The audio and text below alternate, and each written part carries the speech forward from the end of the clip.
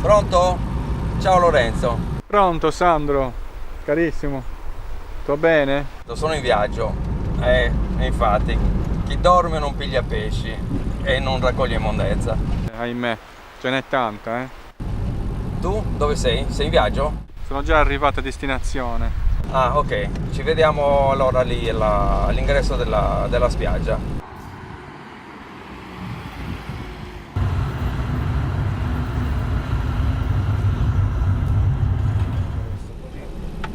Sono già passati oltre 40 anni da quando promisi a me stesso che avrei dato una mano a pulire l'ambiente.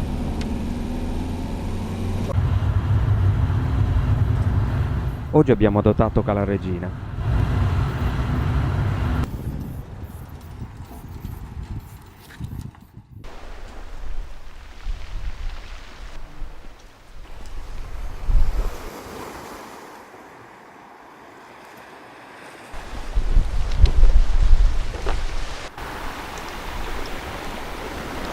Ciao Lorenzo, arrivano rinforzi.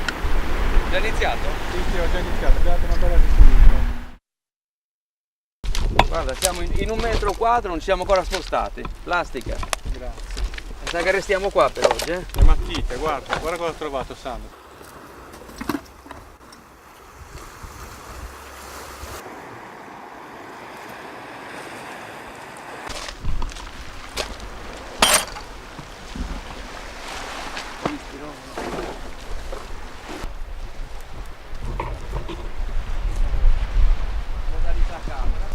Eccoci.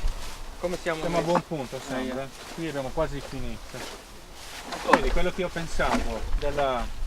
Ecco, quando uno va a una passeggiata, si porta una bustina, no?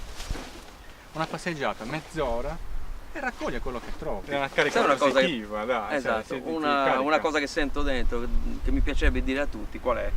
Che il volontariato, perché questo di volontariato si tratta, Certo. farlo con gioia e con amore. Ci gireremo a guardare l'ambiente pulito e dici come sono arrivato, era sporco, ti porti via 3, 4, 5 buste di immondizia e sei soddisfatto e rimborsato anche sicuramente.